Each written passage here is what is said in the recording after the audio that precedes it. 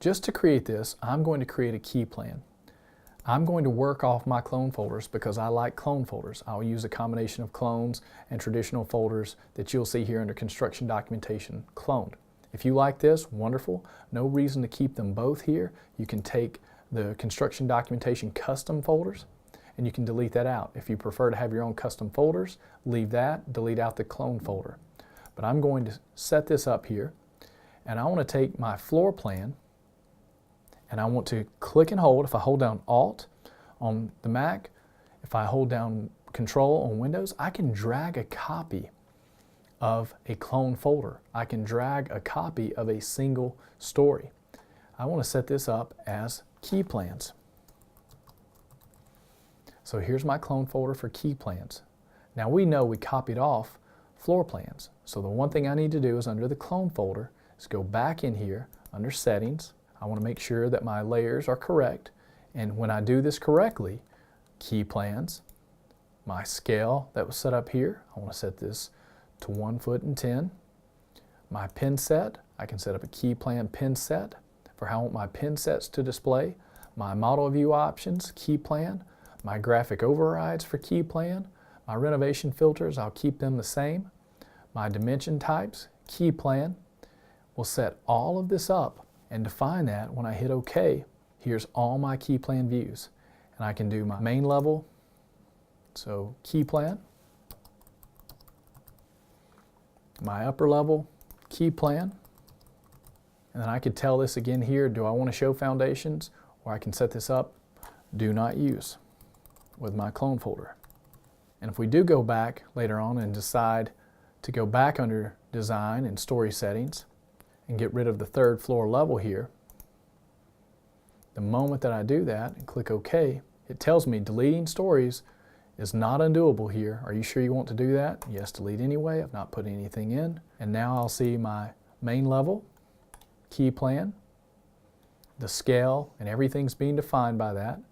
Back in here, you can see how we're going to set that up. So each of those views can be set for floor plans, sections, elevations. You can use a combination of clone folders or non-clone folders. If I want to set up a particular view, I just go back in. I'm going to open a section here. And in this section, I want to make sure I have the right layer showing. I'm back down here on floor plans. I'll go to Document, Layers. We'll go to Sections. There's our sections showing up. Remember, I merged these elements here. That's why it's reflecting correctly. I want to make sure here that if I'm setting my scale, I can set my scale to 1/4 of an inch. I can set my pin set, so I can define my pin set as my architectural pins black. Controlling that, I'm going to merge these two elements for just a moment. I'll grab these elements here. I'll go to Connect and merge the elements so they recognize one another. And once I have this set up the way that I want it to be defined, this can be under Building Sections. I want to make sure everything's showing correctly. When I go to right click, Save Current View, Sections, 1/4 inch, I can go to all my settings, make sure they're representing correctly. I'll do a fit in window here. And as I create this now, this is going to be called Section by Project Map. I can do this by the ID, but I can define here, no number, call it transverse.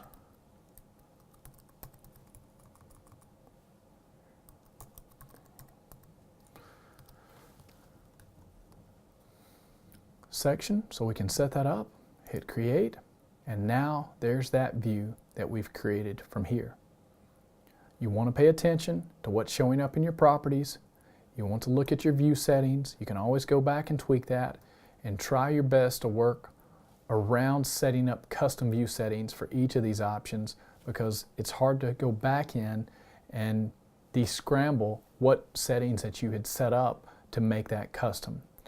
So again, setting up these views, defining these views, these are the elements that you're going to take directly and put them onto your layout sheets in ArchiCAD. So moving forward, pay very close attention in the view map. Understand that it's linked to the project map, but this is the way you filter out your views moving forward in ArchiCAD.